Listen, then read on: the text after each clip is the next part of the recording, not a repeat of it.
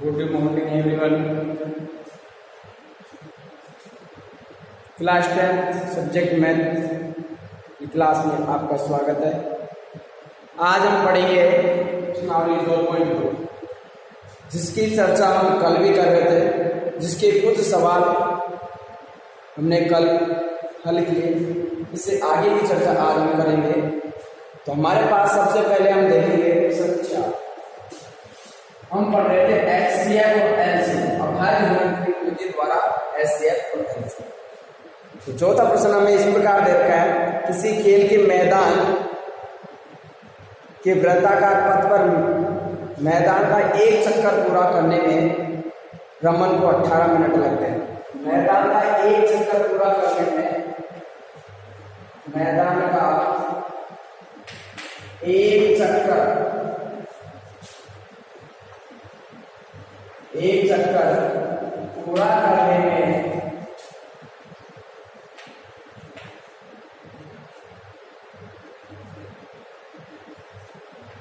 पूरा करने में रमन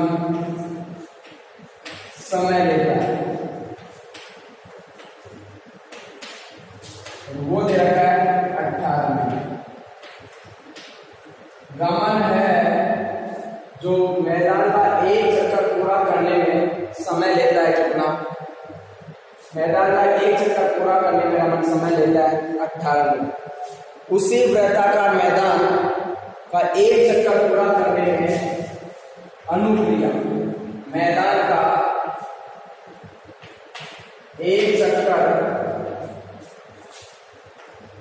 पूरा करने में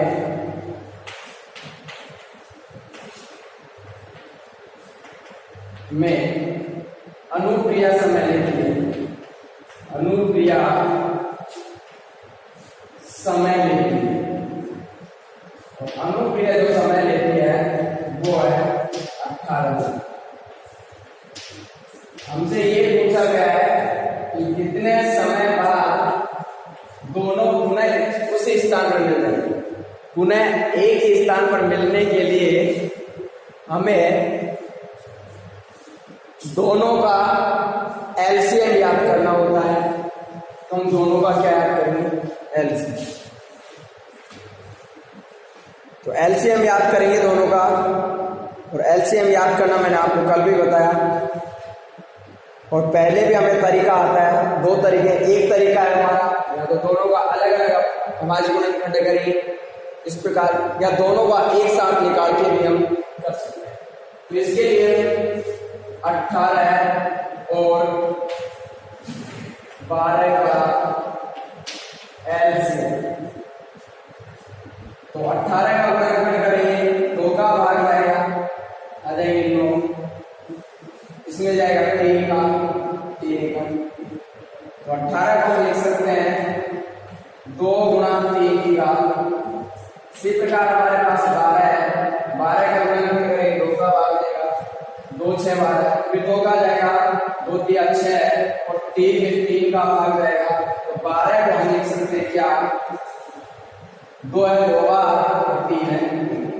तो इनका हमें एलसीएम याद करना है।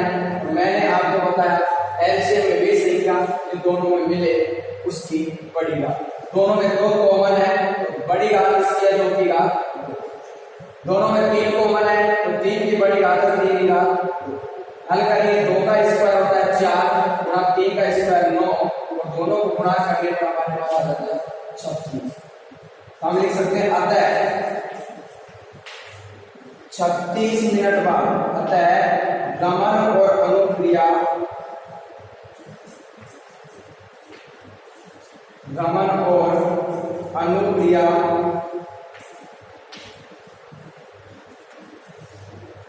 पुनः उसी स्थान पर मिलेंगे। पुनः 36 मिनट बाद उसी स्थान पर मिलेंगे।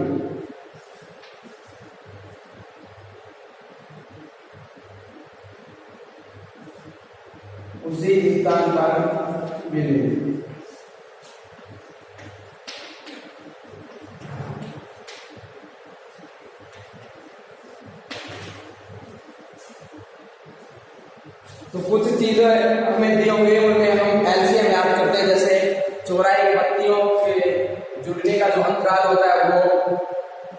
स्कूल की घंटी के बजने का अंतराल हो,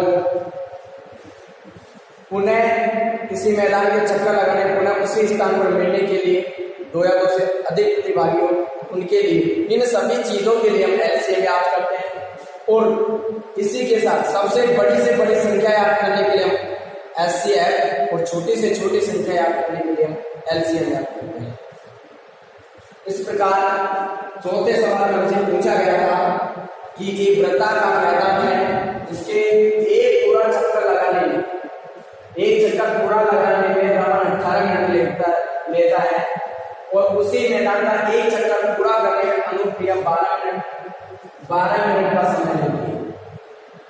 12 मिनट का समय लेती है।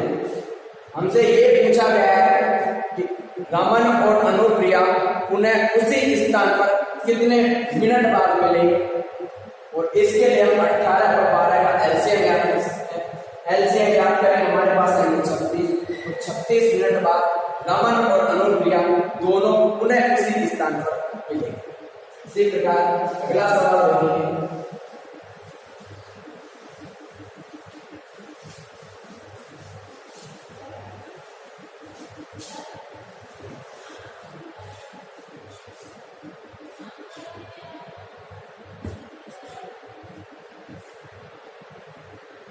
तो अगला सवाल देखेंगे हम,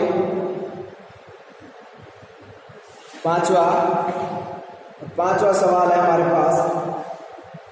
एक संगोष्ठी है, एक संगोष्ठी जिसमें हिंदी, अंग्रेजी और गणित में भाग लेने वाले प्रतिभागियों की संख्या मिली। संगोष्ठी में हिंदी, अंग्रेजी और गणित के प्रतिभागियों की संख्या देखेंगे। हिंदी के प्रतिभागी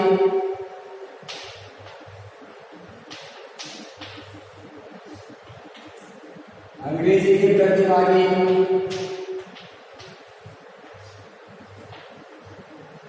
और गणित के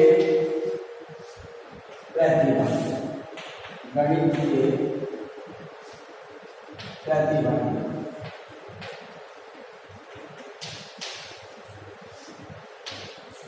गणित के प्रतिभागी हमें देखें 60,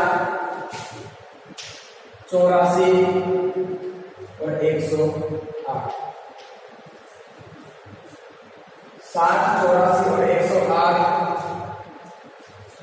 ये हमें प्रतिभागियों की संख्या दे रही है। हमसे पूछा गया है यदि प्रत्येक कमरे में हमें बराबर संख्या में एक ही विषय के प्रतिभागी बैठाए जाते हैं तो आवश्यक न्यूनतम कमरों की संख्या, न्यूनतम का मतलब कम से कम, और मैंने आपको बताया बड़ी से बड़ी संख्या के लिए हम एलसीएम याद करते हैं और छोटी से छोटी संख्या के लिए एलसीएम याद करते हैं। यहाँ न्यूनतम दे रखा है, लेकिन न्यूनतम क्या दे रखा है, हमें कमरों की संख्या चाहिए।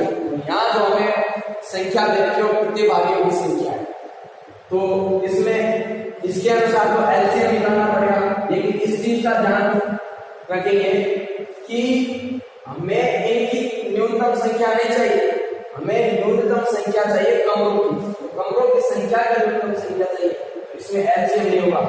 न्यूनतम कमरों की आवश्यकता कब पड़ेगी, जब एक कमरे में हम ज्यादा से ज्यादा विद्यार्थी बैठाएंगे। एक कमरे में ज्यादा से ज्यादा क्या बैठाएंगे, प्रतिभागी। ज्यादा से ज्यादा क्या हो गए, प्रतिभागी। ज्यादा से ज्यादा प्रतिभागी हमें याद करने में एक कमरे में, तब हमें कम कमरों की आवश्यकता होगी, ज्यादा से ज्यादा प्रतिभागी। अधिक से अधिक या ज्यादा से ज्यादा के हम क्या याद करते हैं, एससीएम। तो पहले हमें क्या याद करना पड़ेगा इसका, एससीएम। 60, 84 और 108। ज्यादा से ज्यादा प्रतिभागी एक कमरे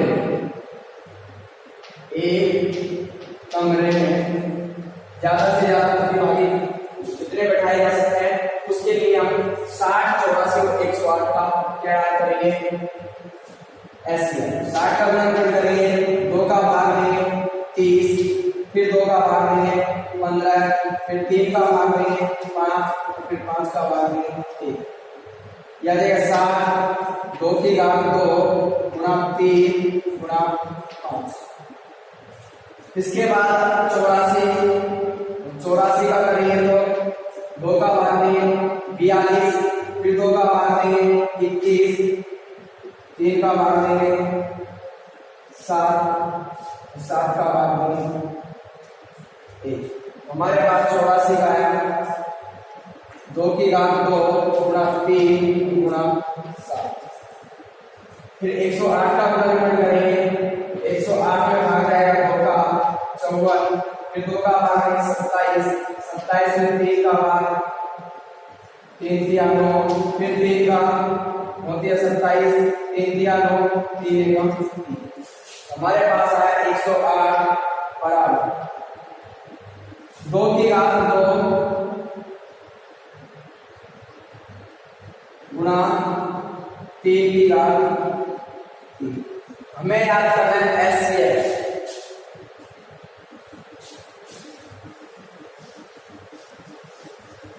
हमें याद करना है एचसीएफ। एचसीएफ आया हमारे पास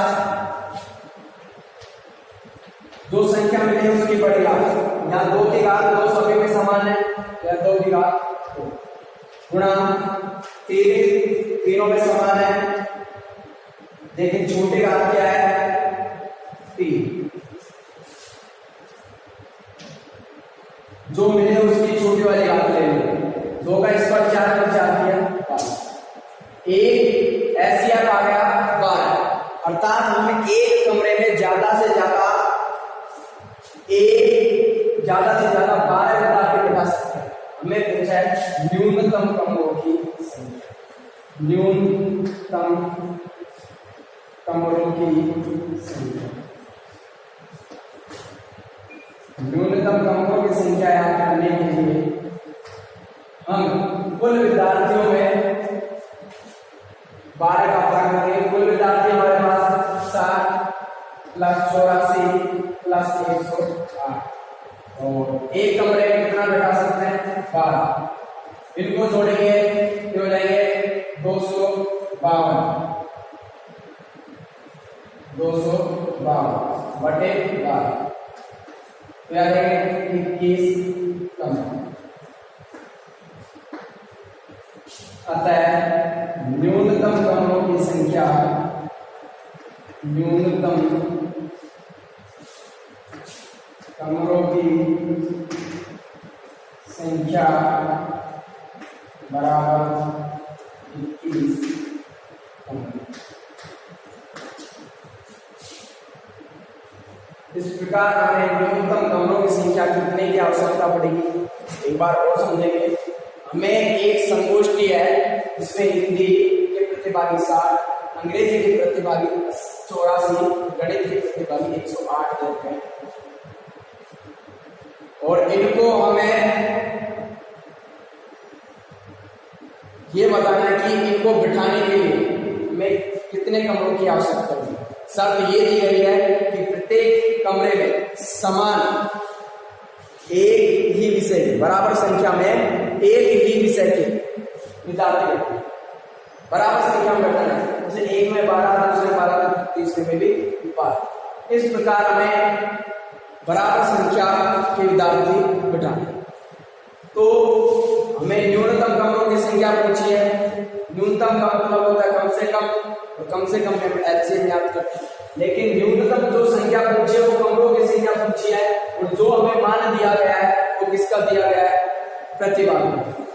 तो न्यूनतम कमरों की आवश्यकता जब हमें होगी, न्यूनतम कमरों की आवश्यकता कब पड़ेगी जब हम एक कमरे में ज्यादा से ज्यादा विद्यार्थी बिठाएंगे, और एक कमरे में से ज्यादा के लिए क्या करते हैं ऐसे। तो एक कमरे में ज्यादा से ज्यादा विद्यार्थियों के लिए इन सभी का क्या निकाल सकते हैं ऐसे, और इनका एचसीएफ निकालेंगे। तो एचसीएफ हमने निकाला, गुणनखंड किया, एचसीएफ निकालने पर हमारे पास आए 12। ये 12 आए एक कमरे में ज्यादा से ज्यादा कितने विद्यार्थी बैठाए जा सकते हैं। हमें हमें न्यूनतम कमरों की संख्या चाहिए। तो कुल विद्यार्थी कितने हैं, कुल प्रतिभागी कितने हैं, उसमें एक कमरे में कितने प्रतिभागी बैठाए जा सकते हैं, उनकी संख्या का भाग देंगे। कुल विद्यार्थी हमारे पास इस तीनों को जोड़ने का है 252, और एक कमरे में ज्यादा से ज्यादा 12 विद्यार्थी बैठा सकते हैं, से 12 का भाग दे दिया। तो 252 में यदि 21 का भाग 12 का भाग दे तो हमारे पास आते 21, और न्यूनतम कमरों की आवश्यकता जो होगी, न्यूनतम कमरों की संख्या कितनी आ जाएगी, 21। इस प्रकार से हम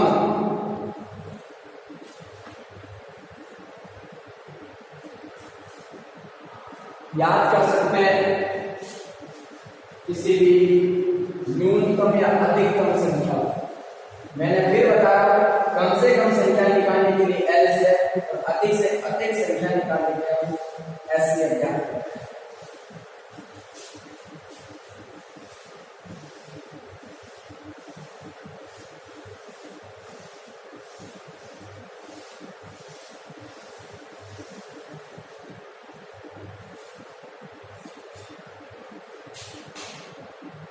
अब हम प्रश्नावली पढ़ेंगे 2.3, और 2.3 में हमारे क्या है, अपरिमेयता या अपरिमेय संख्याओं का प्रमाण, संख्याओं के अपरिमेयता के प्रमाण। संख्या अपरिमेय किस प्रकार से होती है, तो इसको पढ़ने के लिए सबसे पहले लिखेंगे किसी भी अपरिमेय संख्या को परिमेय संख्या से जोड़ने पर, गुणा करने पर या भाग करने पर वो संख्या अपरिमेय। दूसरी चीज, कोई भी पूर्णांकों और पूर्णांकों का गुणनफल, पूर्णांकों का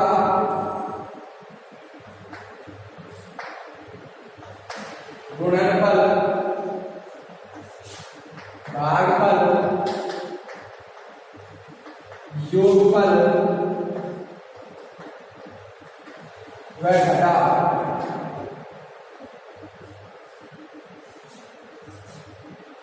सभी परिमेय संख्या होगी। दो पूर्णांकों को गुणा करें, भाग करें, उनको जोड़ें या उनको घटाएं तो हमेशा हमें एक परिमेय संख्या ही प्राप्त होती है। तो हम सिद्ध करें किस प्रकार से संख्या परिमेय है और अपरिमेय, उनका प्रमाण हम देंगे। तो पहला सवाल हमारे पास ये है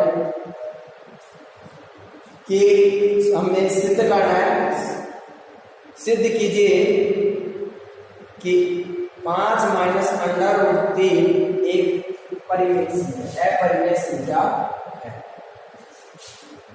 माना जो संख्या हमें अपरिमेय सिद्ध करनी है उसको हम पहले परिमेय संख्या, परिमेय संख्या मानने के पीछे कारण यह है कि हम परिमेय संख्या को व्यक्त कर सकते हैं P/Q के रूप में, और अपरिमेय संख्या को हम P/Q के रूप में व्यक्त नहीं कर सकते। तो माना 5 माइनस √3 एक परिमेय संख्या।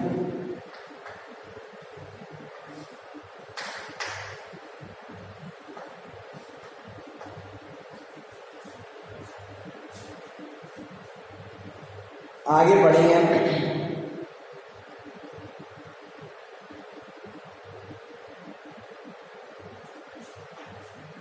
तो तथा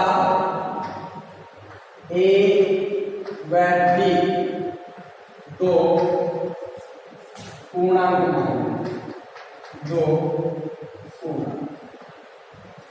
हमने मान लिया कि 5 माइनस √3 एक परिमेय संख्या है तथा A व B दो पूर्णांक है।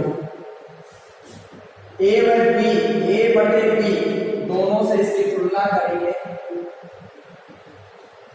इसकी तुलना A/B से करेंगे, A/B से करेंगे, √3 को इधर भेज देंगे तो हो जाएगा प्लस 5, या ऐसे जैसे इसको इधर भेज देंगे तो हो जाएगा किसका माइनस। हल करें तो आ जाएगा B, 5 को B से गुणा करेंगे D, और A का लघुत्तम लिया D आया एक का भाग बी में दे, बी को 5 से गुणा करें 5b, माइनस का माइनस, बी का भाग में बी कटेगा, ए बचे, एक आएगा, एक को ए से गुणा करें ए, तो बराबर में अंडर b। मैंने आपको बताया a व b दो पूर्णांक, 5b एक पूर्णांक ही होता है।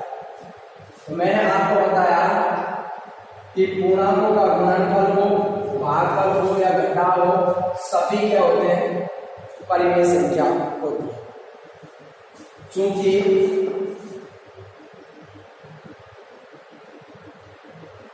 पांच ए और क्या है यहाँ पे वह बी, सभी क्या है पूर्णांक। अब इनको हम गुणा करें, भाग करें, जोड़ें या घटाएं तो क्या आता है, परिमेय संख्या। जब ये सभी पूर्णांक है तो ये क्या हो गई, परिमेय संख्या। इसलिए 5b माइनस ए बटे बी एक क्या है, परिमेय संख्या।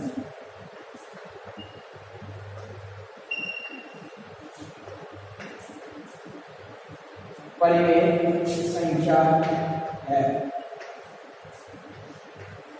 ये परिमेय संख्या और परिमेय संख्या के बराबर कोई संख्या है तो वो भी क्या होगी, परिमेय। ये परिमेय तो ये भी क्या होनी चाहिए, अतः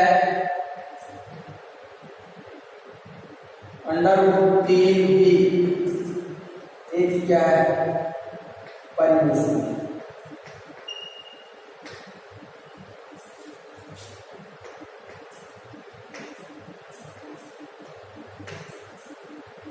इसलिए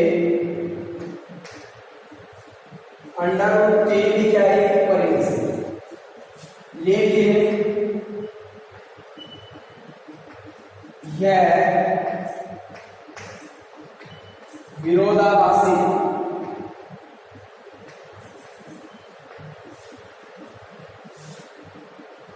कथन है, विरोधाभासी कथन।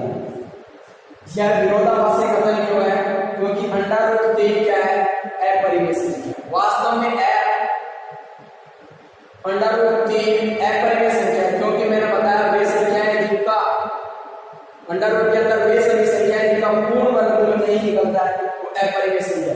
वास्तव में यह अपरिमेय संख्या है, लेकिन इनके अनुसार ये क्या है, परिमेय संख्या, जो कथन क्या है, विरोधाभासी।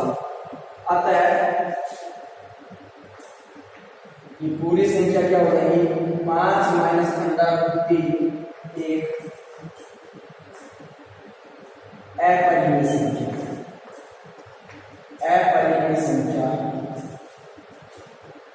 है।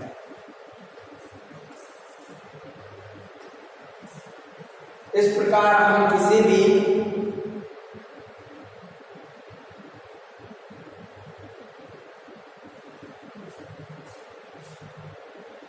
संख्या को अपरिमेय संख्या सिद्ध कर सकते हैं, अर्थात अपरिमेय संख्या होने का प्रमाण दे सकते हैं।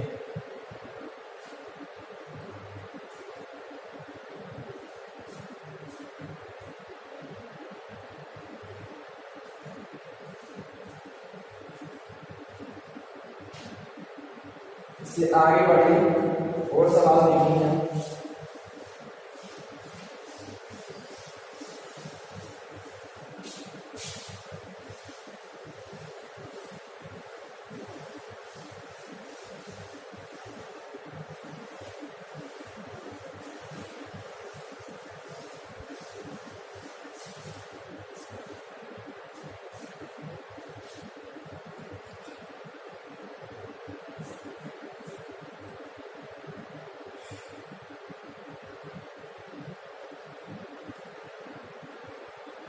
अगला हमें दे रखा है दूसरे का पहला। हमें ये रखा सिद्ध कीजिए कि a बटे √2 एक अपरिमेय संख्या। माना a बटे √2 एक क्या मानेंगे, परिमेय संख्या, परिमेय संख्या है। तो हमने मान लिया कि 1/√2 एक परिमेय संख्या है तथा a व b दो पूर्णांक है। तुलना करेंगे तो 1/√2 तुलना किया हमारे पास आएगा a/b।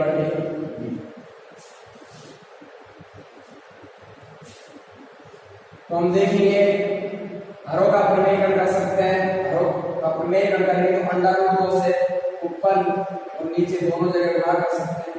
यहाँ जाएगा a/b। तो गुणा करने पर आएगा √2, इसको इससे गुणा करेंगे तो आएगा 2/a/b। √2 का मान निकालिए तो बटे वाले से इधर जाएगी तो आएगा 2a/b। यहाँ भी 2a व b सभी पूर्णांक। यहाँ सभी क्या है? पूर्णांक। और ये सभी पूर्णांक है तो चूंकि चूंकि 2a और b सभी पूर्णांक है इसलिए 2a/b एक क्या है? परिमेय संख्या।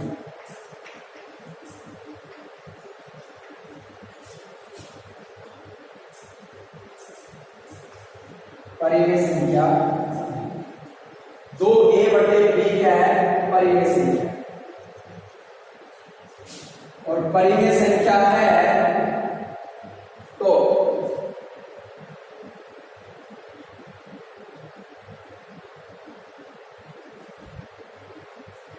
ये परिमेय संख्या आ गई हमारे पास। ये परिमेय संख्या है तो इसके बराबर में √2 है तो √2 भी क्या होना चाहिए? परिमेय संख्या। इसलिए √2 भी एक परिमेय संख्या है। एक परिमेय संख्या है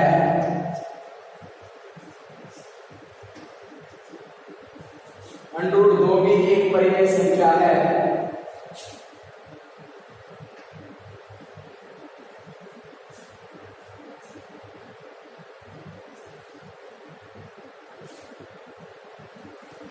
√2 भी एक परिमेय संख्या है, लेकिन यह विरोधाभासी कथन है। लेकिन यह विरोधाभासी कथन है।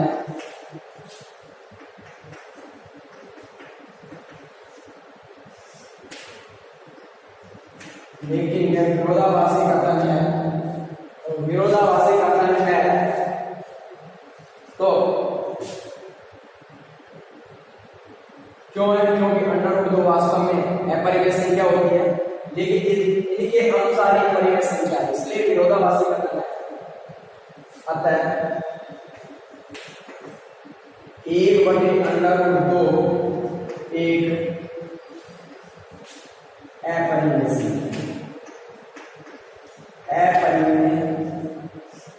संख्या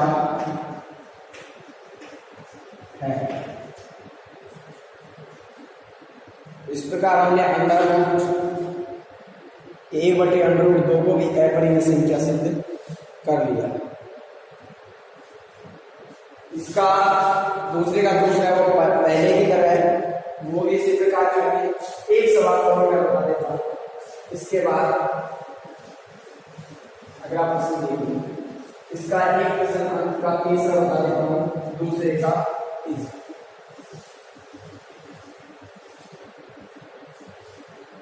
दूसरे का तीसरा इस प्रकार है, सिद्ध कीजिए कि 3√2 एक अपरिमेय संख्या। मान लेंगे, माना 3√2 एक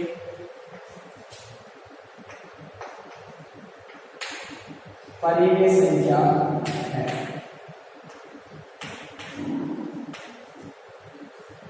तीन अंडर रूट दो एक परिमेय संख्या है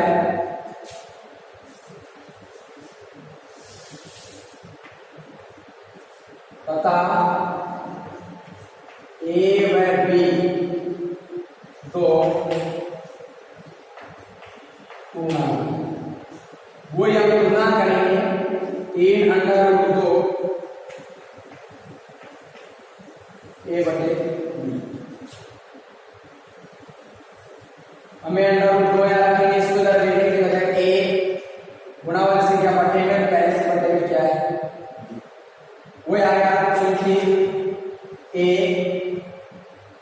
तीन व बी सभी क्या है पूर्णांक, सभी पूर्णांक है, इसलिए ए बटे तीन बी एक क्या है परिमेय संख्या। परिमेय संख्या जब ये परिमेय संख्या है तो इसके बराबर में अंडर रूट दो है, इसलिए अंडर रूट दो भी एक परिमेय संख्या है।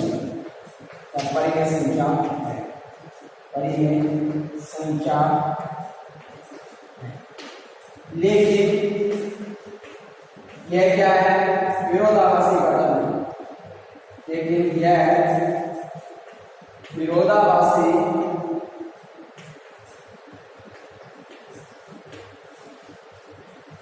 कथन है। अतः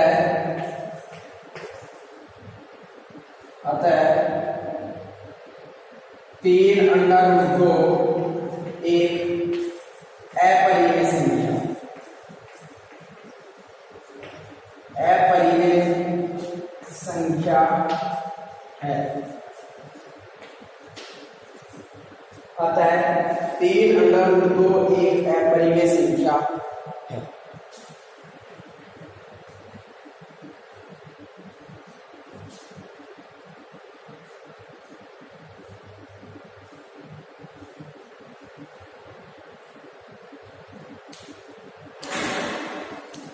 हमने सिद्ध किया कि संख्याएं किस प्रकार अपरिमेय संख्या सिद्ध की जाती है।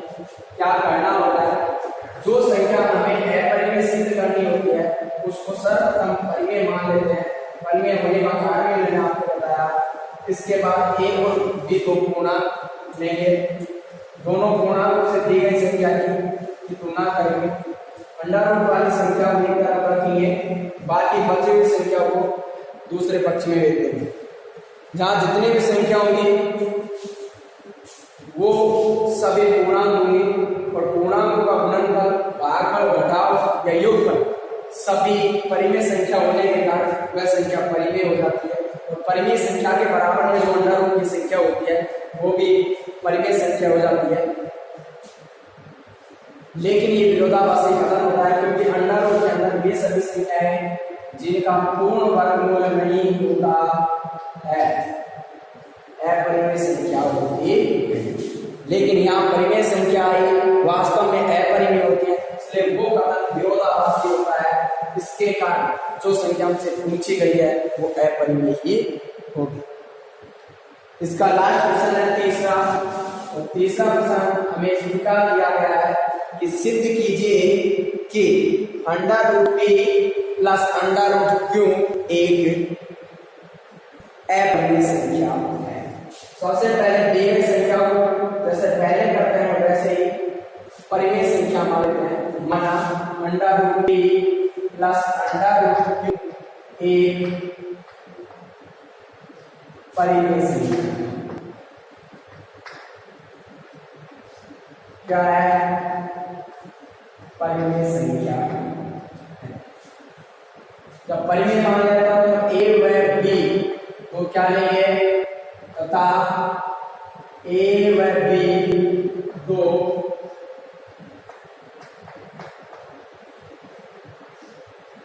पूर्णांक। ए व बी दो क्या लेंगे बताया, इसके बाद प्लस अंडर रूट क्यू बराबर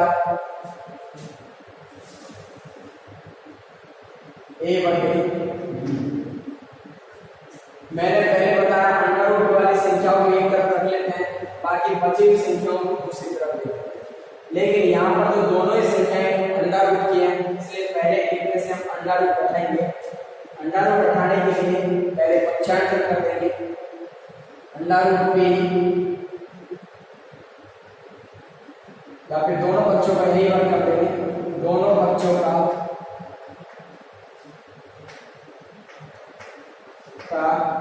वर्ग कर देंगे। वर्ग करेंगे क्या आएगा, under root p plus under root q का होल स्क्वायर। इसका वर्ग करेंगे तो आएगा a स्क्वायर बटे दोनों का अलग अलग वर्ग कर दिया।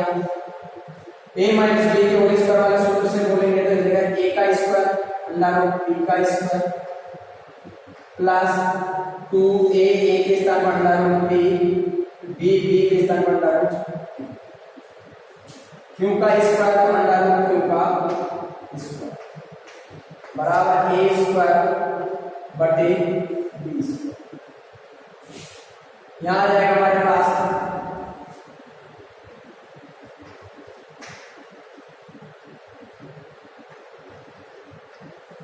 अंडर रूट p का स्क्वायर इंटू कटेगा p बचेगा 2 अंडर रूट p गुणा q। यहां आएगा हमारे पास क्या,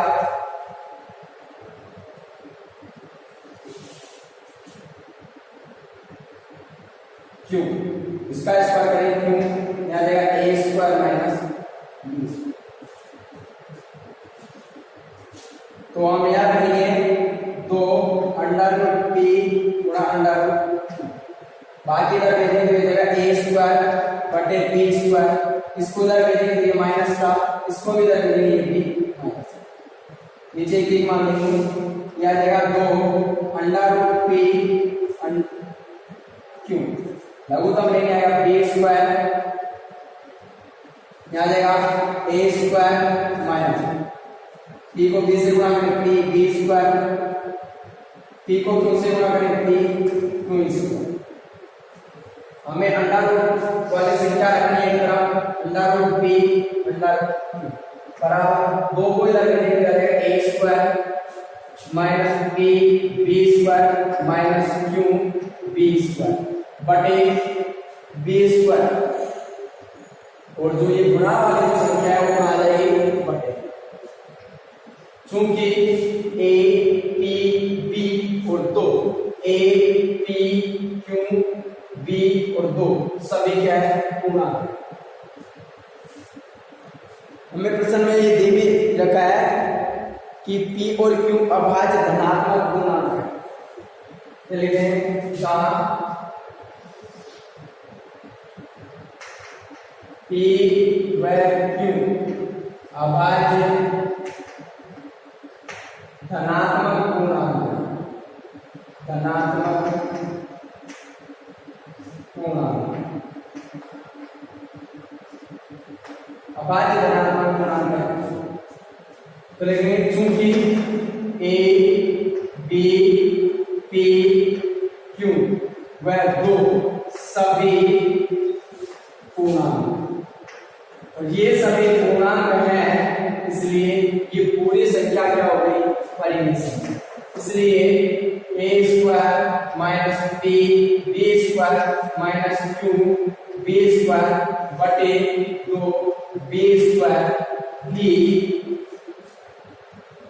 एक परिमेय संख्या, परिमेय संख्या है। इसलिए b एक परिमेय संख्या है। ये क्या है परिमेय संख्या, लेकिन जब ये परिमेय संख्या इसके बराबर में ही है, इसलिए एक परिमेय, इसलिए under root p q b एक क्या है परिमेय संख्या, परिमेय संख्या है। ये एक परिमेय संख्या है,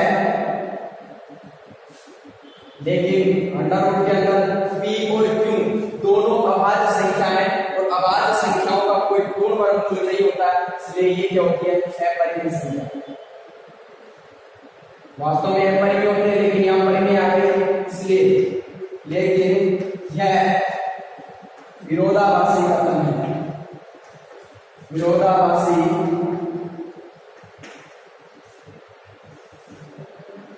कथन। ये कौन सा कथन है, विरोधाभासी कथन है। अतः under root p plus under root q एक क्या है, अपरिमेय संख्या, अपरिमेय संख्या है। अगर मैंने गलती से कहीं किसी के नीचे अव्यय लगाने पर लिखा हो पर अपरिमेय, इसे परिमेय लिखा तो आप परिमेय कर सकते हैं। मेरे हिसाब से मैंने अपरिमेय लिखा हो, लेकिन गलती से अपरिमेय की जगह अगर मैंने परिमेय लिख दिया हो तो आप अपरिमेय कर सकते हैं। नीचे वाली लाइन पर देख सकते हैं। इस प्रकार से हमने 2.3 ये सभी सवाल हल कर लिए और इसके साथ हमने अपरिमेय संख्या सिद्ध करना सीखा है और 2.3 इसके साथ खत्म होती है। अब हम पढ़ेंगे प्रश्नावली 2.4। अब हम प्रश्नावली 2.4 का अध्ययन करेंगे। 2.4 में हमें करना क्या है, 2.4 में परिमेय संख्याओं का हम दशमलव प्रसार पढ़ेंगे। परिमेय संख्याओं का दशमलव प्रसार दो प्रकार से हम याद करते हैं, एक तो हम संख्या का भाग देकर और एक बिना भाग देकर। एक तो भाग विधि द्वारा और एक बिना भाग विधि द्वारा, अर्थात बिना लंबी विभाजन प्रक्रिया के हमें ये बताना होता है कि ये संख्या का दशमलव प्रसार शांत आवृत्ति होता है या अशांत आवृत्ति होता है। तो जब हम भाग देते हैं तो उसमें जब पूरा भाग चल जाता है, अर्थात भाग देने पर हमें अंत में शेष पर 0 बच जाए तो वो संख्या शांत दशमलव प्रसार होती है। और जब हमें भाग देने पर कभी भी शेष फल नहीं आता, अर्थात अंकों की पुनरावृत्ति होती रहती है, उस अशांत आवृत्ति होती है। परिमेय संख्या तो होती है लेकिन अशांत आवृत्ति होती है, और जिसमें भाग देने पर शेष फल 0 आ जाए तो वो होती है क्या, शांत दशमलव प्रसार। इसके बारे में हम अगले क्लास में पढ़ेंगे, जिसमें हम पढ़ेंगे शांत दशमलव प्रसार और अशांत दशमलव प्रसार, टर्मिनेटिंग डेसिमल एक्सप्रेशन और नॉन टर्मिनेटिंग रिपीटिंग दशमलव प्रसार रिपीटिंग। और हमें इसमें पढ़ना है बिना लंबी विभाजन प्रक्रिया में हमें करना है। और इसके बाद हम विविध माला पढ़ेंगे। विविध माला में सभी जो प्रश्नावली है 2.1 है, 2.3 है, 2.4 है, इनके सभी के कॉमन रूप से प्रश्न है, उनको हल करेंगे और इसके साथ हम इस प्रश्नावली को फिर खत्म करेंगे, फिर अगले प्रश्नावली देंगे। आज के लिए इतना ही काफी। जय